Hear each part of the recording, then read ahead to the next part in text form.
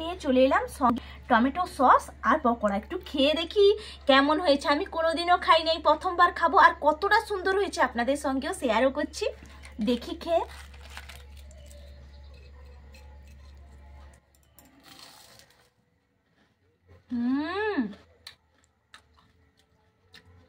যেমন স্বাদ আর তেমন মুচমুচেও হয়েছে।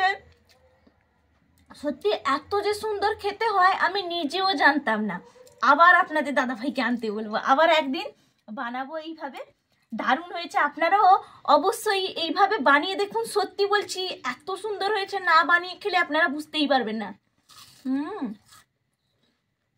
দারুণ দারুণ।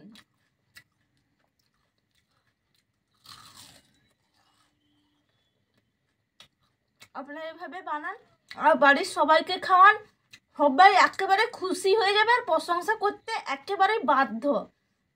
আপনারা সবাই ভালো থাকবেন, সুস্থ থাকবেন। Ta-ta. Shampa kitchen with village ফুডে আপনাদেরকে স্বাগত। প্রতিদিনের মতন আবারও চলে এসেছি একটা রেসিপি নিয়ে। আজকে একেবারে মুখরোচক, সবারই ভালো লাগবে।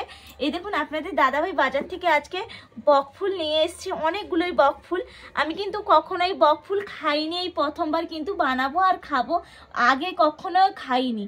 এর বানাবো, কেমন খেতে হয় জানি না। আজকে এটা বানাবো, তাই ভাবলাম আপনাদের সঙ্গেও শেয়ার করে নেই। আর রেসিপিটাও তৈরি করে নেব আর খাওয়াও হয়ে যাবে। কি করে বানাচ্ছি আপনারা দেখতে থাকুন। দেখুন এই যে বকফুলের ভেতরে একটা মোটা একটা অংশ আছে, এই যে মোটা কাঠির মতন, এই কাঠির মতন অংশটা বের করে ফেলে দিতে হবে। আর বোটাটা কিন্তু ফেলবো না, এই বোটা সমেত ভাজতে সুবিধা হবে, এই জন্য বোটাটা কিন্তু থাকবে। আর জামবাটির মধ্যে জল নিয়েছি, এই জলের মধ্যে ফেলে রাখবো, তাহলে যত জীবাণু আছে একেবারে চলে যাবে। আর সবগুলো বোটাগুলো আমি বের করে নেব।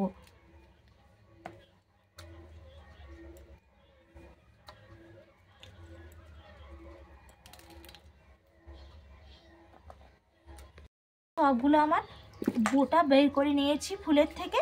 এরপর ভালো করে জলে আমি ধুয়ে উঠিয়ে নেব। জলে ভালো করে ধুয়ে নেবেন। একটা জামবাটি করে নেব, তার জন্য এখানে নিয়েছি বেসন, পরিমাণ অনুযায়ী নিয়ে নিচ্ছি বেসন।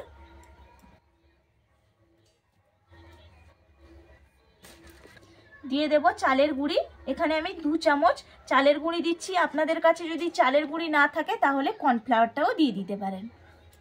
দিয়ে দিচ্ছি হলুদের গুঁড়ি, আর এখানে পরিমাণ অনুযায়ী দিয়ে দেব গোলমরিচের গুঁড়ি, দিয়ে দেব কাশ্মীরি লঙ্কার গুঁড়ো,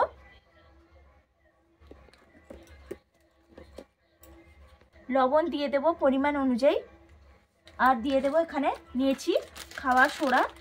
খাওয়ার সোডাটাও পরিমাণ অনুযায়ী আমি দিয়ে দেব। দিয়ে ভালো করে আমি মিশিয়ে নিচ্ছি। দেখুন ভালো করে মিশিয়ে নিয়েছি। এরপর আমি এর মধ্যে দিয়ে দিচ্ছি কালো জিরে। কালো জিরেটা মুখে পড়লে খেতে তো দারুণ লাগে। কালো জিরেটাও মিশিয়ে নিলাম। আপনারা যারা কালো জিরেটা খেতে চান না তারা স্কিপও করে যেতে পারেন। অল্প অল্প জল দিয়ে আমি বাটারটা তৈরি করে নিচ্ছি। একসঙ্গে অনেকটা জল দিয়ে দেব না, অল্প অল্প জল দেব আর বাটারটা গুলে নেব। এখন আমার বাটারটা তৈরি হয়ে গেছে। এরপর যে বকফুলগুলো ধুয়ে ভালো করে রাখলাম, একটু লবণ, সামান্য একটু লবণ মাখিয়ে নেব, তাহলে একদম বকফুলটা খেতেও ভালো লাগবে। আর ভেতর থেকে লবণ দিয়ে দিলে তার স্বাদটাও সম্পূর্ণ হবে। এই জন্য একটু আলতো হাতে আমি লবণটা দিয়ে মাখিয়ে নিচ্ছি। খুব আবার চাপ দেবো না, তাহলে ফুলগুলো তো একেবারে দলে যাবে। এই জন্য হালকা করে মাখিয়ে নিলাম। এরপর চলে যাই ভাজার জায়গায়। দিয়েছি এখানে একটা হাতা নিয়েছি, হাতার সাহায্যে একটু আমি তেল উঠে নিলাম। এখানে আমি বেসনের বাটারটা যে তৈরি করে রেখেছি, এই বাটারের মধ্যে একটু তেল দিয়ে দেব, তাহলে মুচমুচে হয় খেতে আর দারুণ লাগে খেতে। এই জন্য অবশ্যই গরম তেলটা কিন্তু বেসনের সঙ্গে মিশিয়ে নেবেন। একটু গরম তেল মিশিয়ে নিচ্ছি। দেখুন ভালো করে তেলটা মাখিয়ে নিয়েছি বাটারের সঙ্গে। এরপর বকফুলগুলো বাটারে আমি চুবিয়ে নিচ্ছি। এইভাবে আমি চুবিয়ে নেব। দেখুন কি সুন্দর ভালোভাবে চুবিয়ে নিলাম।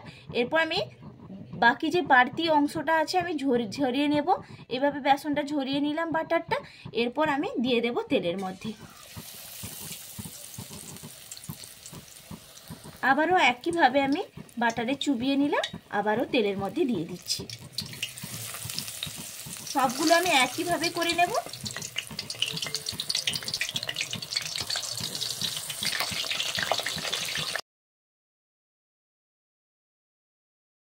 আমার ভাজা হয়ে গেছে আর দেখতে কিন্তু অসাধারণ লাগছে। আমি তুলে নিচ্ছি, আপনারাই দেখে বলবেন যে কেমন হয়েছে। দেখুন দারুণ লাগছে কিন্তু দেখতে। এরপর আমি তেলটা ঝরিয়ে একেবারে তুলে নিচ্ছি।